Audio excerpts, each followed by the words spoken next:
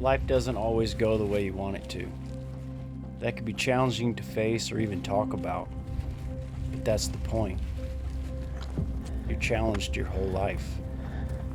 I guess in that sense, bow hunting and life aren't all that different. Everybody is dealt a set of cards, and sometimes you end up with a bad hand. But the choice is yours.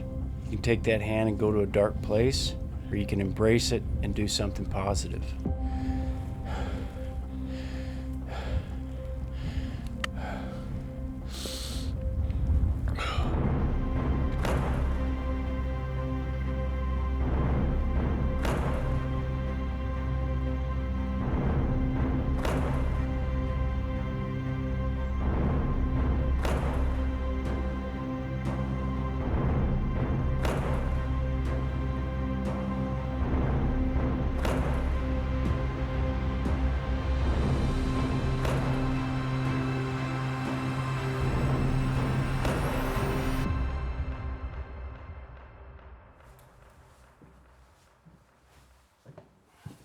So you're going sheep hunting? We're going sheep hunting. I never thought I'd say that. Ever.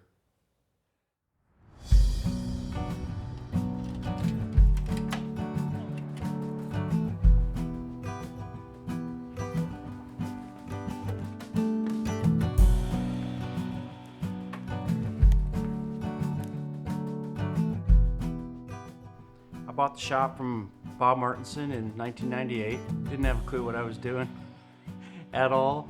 Just got thrown into the fire. Let's see here. New loop, bottom soft knock, single soft knock, general tune, lift X 33. The bow and me and hunting has just been an obsession my whole life. Like I said earlier, you know, I work every day on bows and arrows, but on my day off, I shoot my bow, you know, and there's not a day that goes by that I don't think about shooting my bow or hunting something with my bow or a hunt I've got coming up. So that's just been my whole life, and I've been dang lucky to get to do what I've done.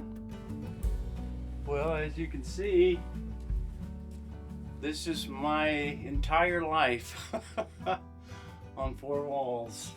I'm old school, I'm still a photo guy, but yeah, this is my whole life. Brooks Range with my son. Actually decoyed him in to like 40 yards. Will made a perfect shot. My biggest bull ever. River Breaks in Montana with my wife. That was pretty cool. Kodiak Island. Could have died that day. I was cleaning that deer and slipped with my Havilon knife and stuck it right through my arm. Missed my artery by a hair. Northwest Territories chasing muskox. Coldest, most miserable place on the planet. That was a crazy hunt. So yeah, this is my life. I wouldn't trade it for anything.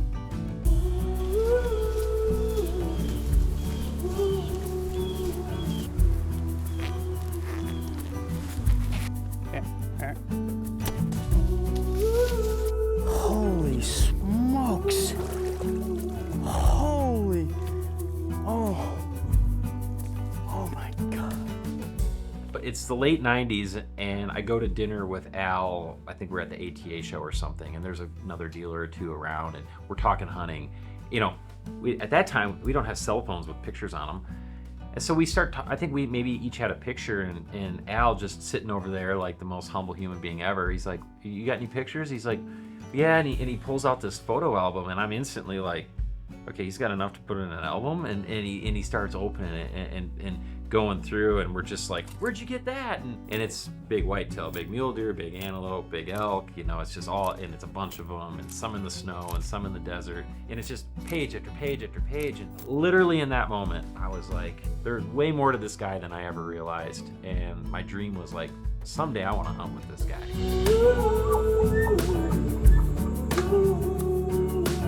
Hey man, thank you so much for your calling.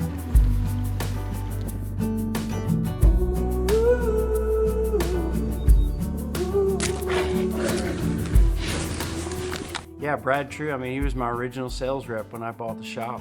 We hit it off right from the first phone call we had, and we've hunted together for over the years. We just got back from an elk hunt last week. He teased me a lot about passing up bulls.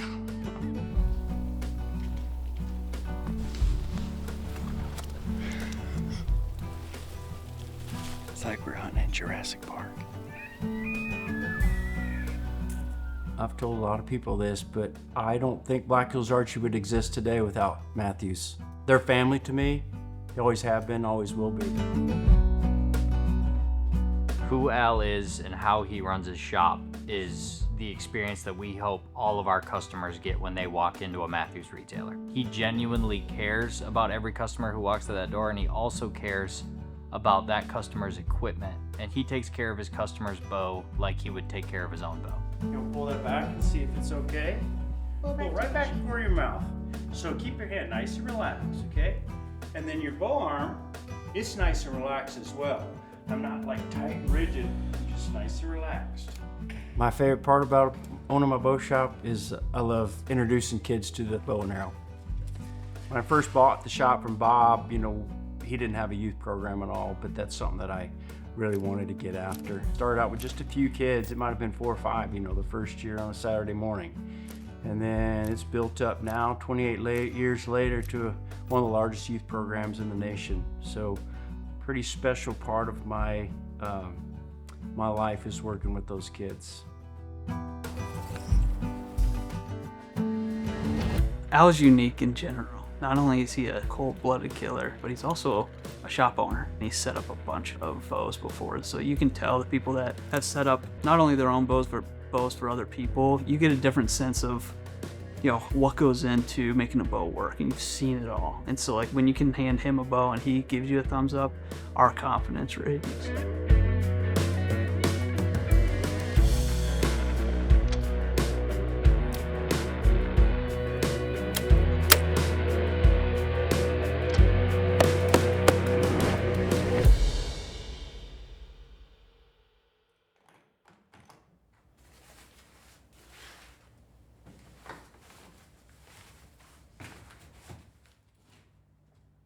I got all my stuff laid out here. I had a lot more till my trusty cameraman whittled my stuff down to nothing, but here it is. But this is my favorite of all. I've never got to hold one of them babies with my name on it. How sweet is that? I've looked at this thing 100 times. Can't wait. 24 years. 24 It's my years wife today. and I's 24th anniversary today, and I'm packing to go bighorn sheep hunting tomorrow morning. So we got to postpone our anniversary dinner till I get back. She's awesome. She's put up with me for 24 years, which is incredible.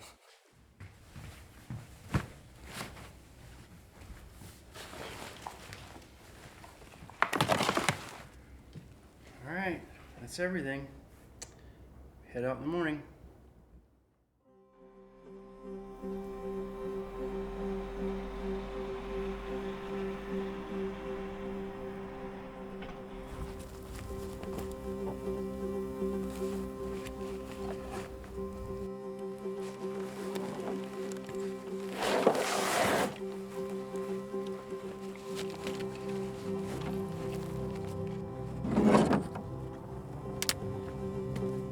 Well, 2 days before season, we're just out kind of scanning and looking over every rock face we can find and try to turn up a sheep before opening day.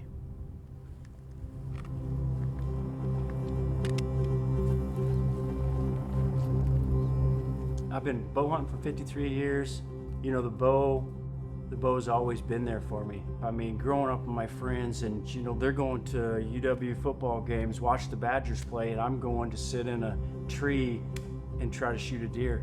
And you know, they're like, "You're crazy. Why don't you go to the football game?" I'm like, "Dude, I want to go bow hunt," you know? And you know, you see that a lot, I guess, in life. People just pick something and they stick to it. A lot of people burn out with something and choose something different to do. Archery and playing with a bow and arrow and shooting a bow is just something that I have absolutely been obsessed with my whole life.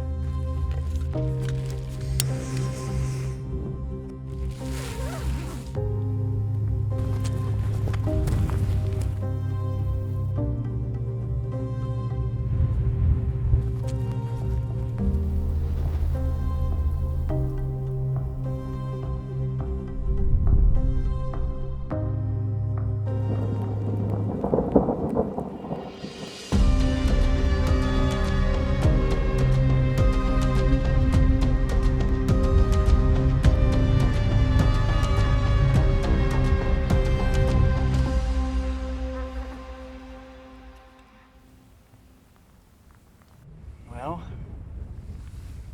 we found some over here on this ridge earlier, and then we went and met up with Terry. And by the way, I'm his 90th Bighorn sheep hunter. So we got the man here. Anyway, gone, disappeared, blasted like crazy. We had Colt, our other spotter, stay here, and then we drove all the way up to the top, and we just got annihilated. I don't know if I've ever experienced wind and snow and driving rain like that. So Colt, lo and behold, they pop out right over here in this back corner.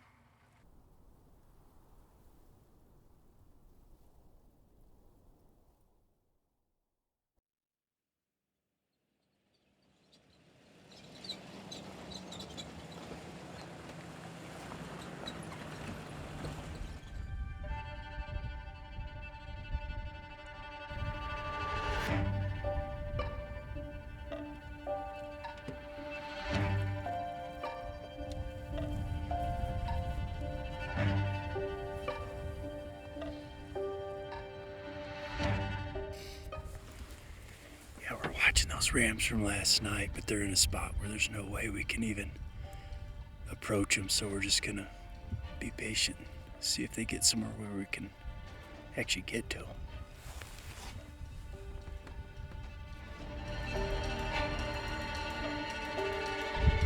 There you go.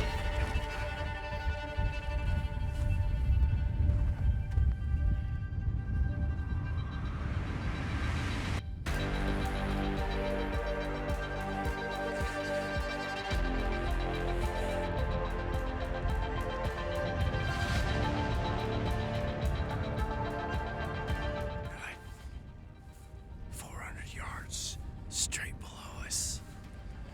Gotta get over to this edge of this cliff and try to see what they're doing. But they're right below us. They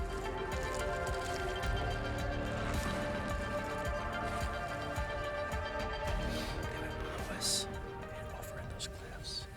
We're trying to get out of here, and we literally stood up like 1 foot, and he just like. So he's definitely knows where we're at. So we're giving him a little bit of break and see if he kind of loses interest. I hate not being able to. I kind of like it. I kind of like it. I could take a nap.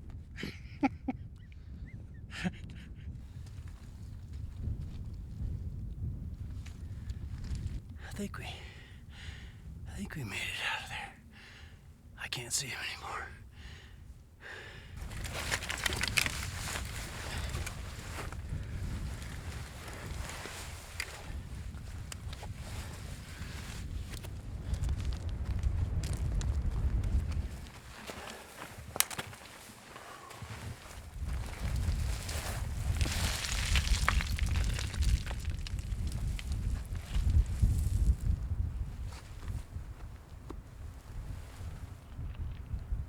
About 75 yards to the rock that we're trying to get to.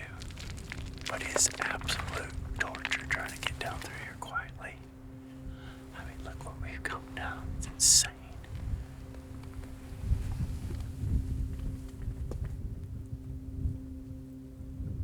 So, I think we can make it down through this cut right here.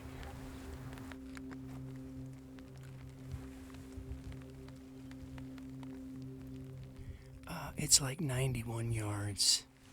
Use your 70-yard pin. Straight down. He's bedded, terrible angle. And I'm not gonna risk that. No way. Joel or Levi, no problem. This dude, it's a problem. So I'm gonna try to sneak down closer.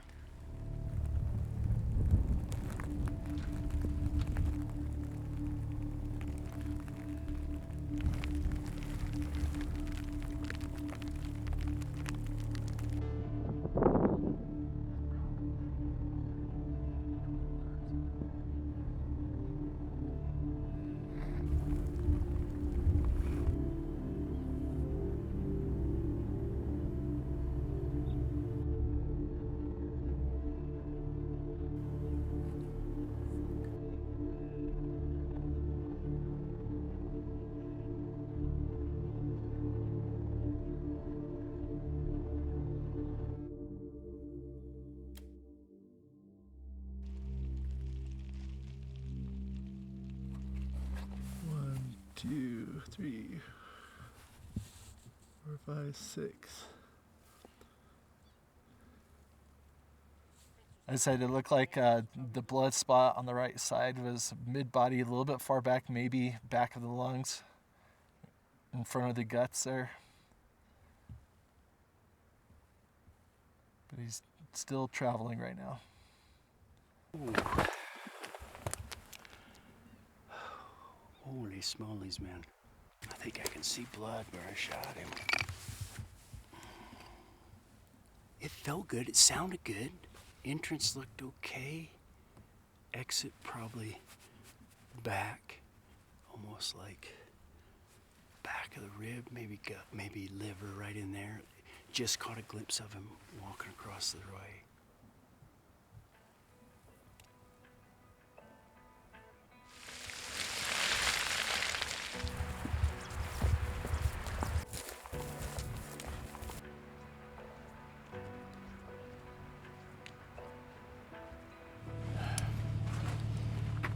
I felt really good on the shot, but he made it all the way across and up and over this edge. So we're gonna try to circle around and see if we could find and bed him up. So he had a whole bunch of little guys with him, so we're hoping the little guys hang with him and make him easier to find. Thanks for everything, Colt. No problem. All right, guys, load up your packs and let's go find this guy.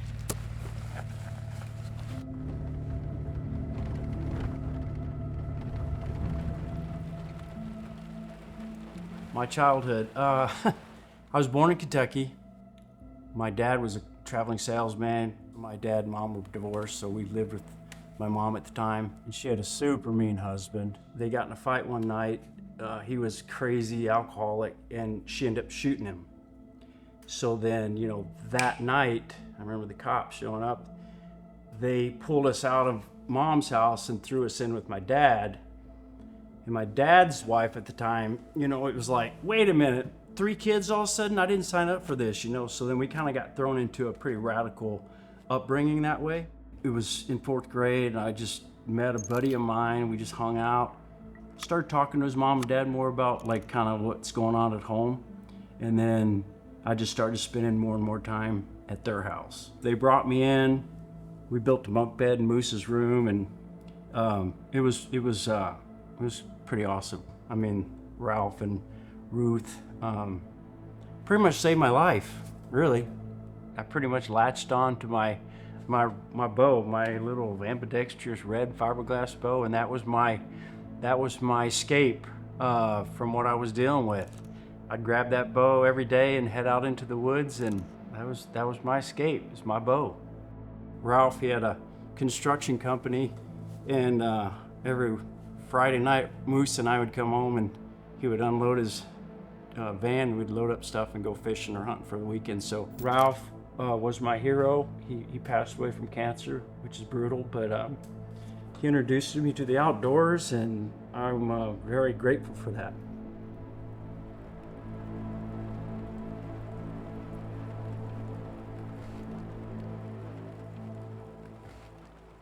Got him. Yep, got him. Yep. Right up against the rock, yep. I think that's him. Yeah, it looks like the him. one on the left, the tightest to the rock. Yeah, he's tied up against that rock right there. Looks like a blood spot on the lower part of the lungs, doesn't it? He just shook his head. I'm more frontal on him.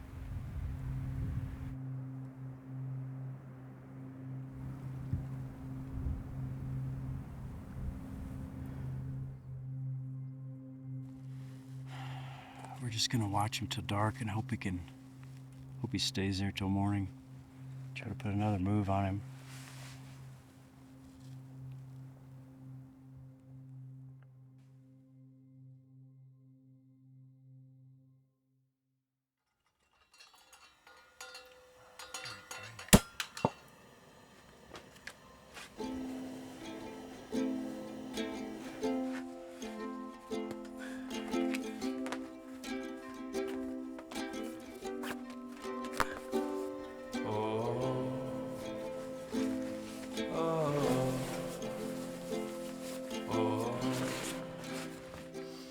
So we watched that ram till dark. We bedded up against this little rock shelf, and he never moved. So we're going back in and praying he either died or he's so messed up to be able to get another arrow in him.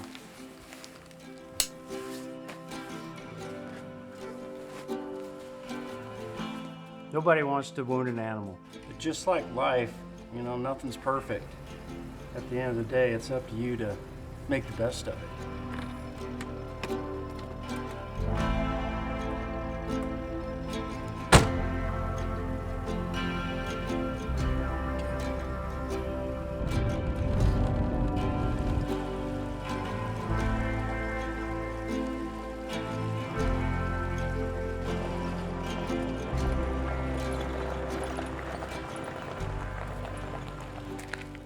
Pretty much he just moved a little bit over to the right. The rock pile was right with him, so he's only moved about 10 yards.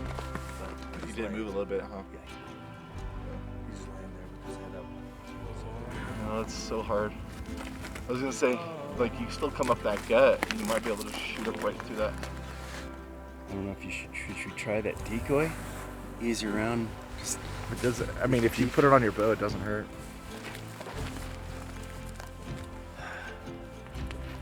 What we've got, it's our only option.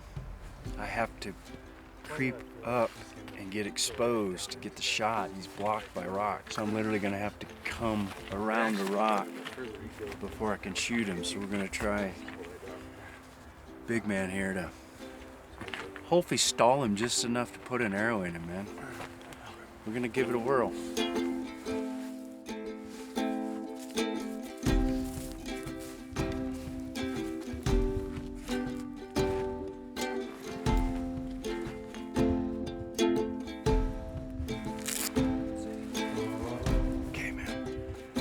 Let's go get this done. There's no doubt about it. You don't go back to those dark places. And a lot of people that have heard about my past, you know, they'll be like, I would have never guessed that. I've never known that. You're one of the happiest, nicest guy I've ever met, you know. But I think you probably look back on that and just say, you know, I'm not going to let that bring me down, you know what I mean? And there's not much, you know, in the Lord for sure too. He was never going to make a mountain you can't climb, and I've always looked at that. There ain't nothing that you can't do. You might have to work at it, but there's nothing you can't do.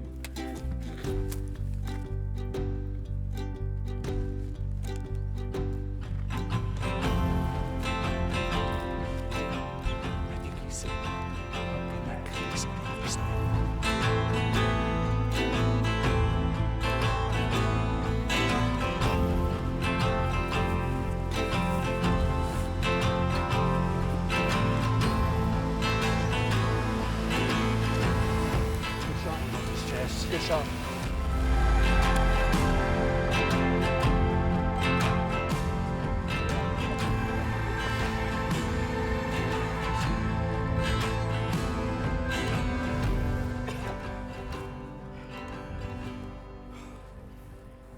Never in my life did I think I would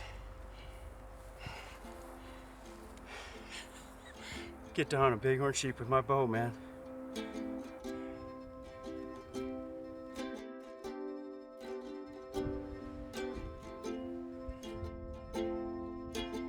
Unbelievable.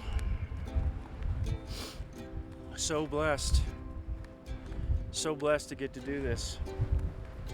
Yeah, there's no doubt having a weird, sketchy upbringing, it puts things in perspective. There's no doubt about it. It really kind of goes back to how I treat people when they come through my door. I don't know what their upbringing was like, and I don't know what happened to them the day before or even that morning, but I know when they're at my shop, I'm gonna be as good to them as I can possibly be, you know what I mean? I just try to, and I'm saying that because I hear it way after the fact. The kids that I've worked with when they were young are now gone through school, maybe even have kids, and then now I find out from their parents that I was a huge part in their life, and my shop was a huge part in their life, and maybe kept them out of drugs or kept them away from bullying in high school, things like that. So I've heard many, many stories from parents that I gave them an out or an escape, not knowing.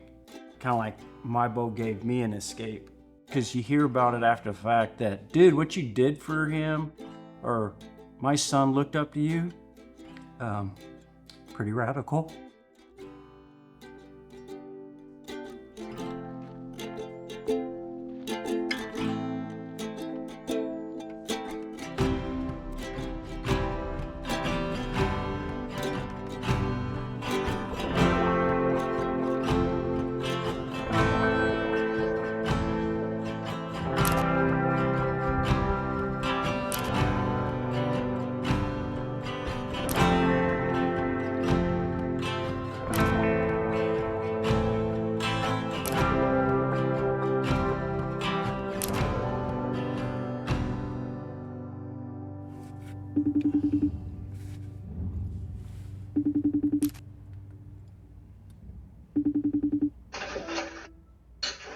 Hey dudes. I'm looking for a ram. Dude, it was a dumpster fire. Like you've never seen. Not the bow. We never saw a sheep. It was terrible. I mean, I don't even know what to say. And I felt so brutal that I let you guys down, man. You know, you went to all that work to give me a bow, and I couldn't even find a sheep. It was terrible. So what now? It was so bad, man. I don't know. I'm not sure. Oh, loser. Yeah, baby. You're such a loser. I'm like, why would you? That's not. Yeah. I'm like, dude, you gave up your wife. Look at that baby. You know. Kraus would not accept that. We got us a ram, man. Can you believe that? Congratulations. Thank you very much. I'm still trying to regroup. Yeah, we did. To see y'all's face, you were like, oh, it was a killer hunt, bud. It was killer. So, all right, boys. Okay, be good. See ya. Bye-bye, man. Thanks for everything. Yeah, thank you. Bye-bye. Oh, we had them so bad. We had them so bad. You should have seen Brad's face. Because he's like, wait a minute. You come on home early? His face, he just was like, no way. Something's wrong. Oh, they took that thing hook, line, and sinker too, big time. Oh, that was good.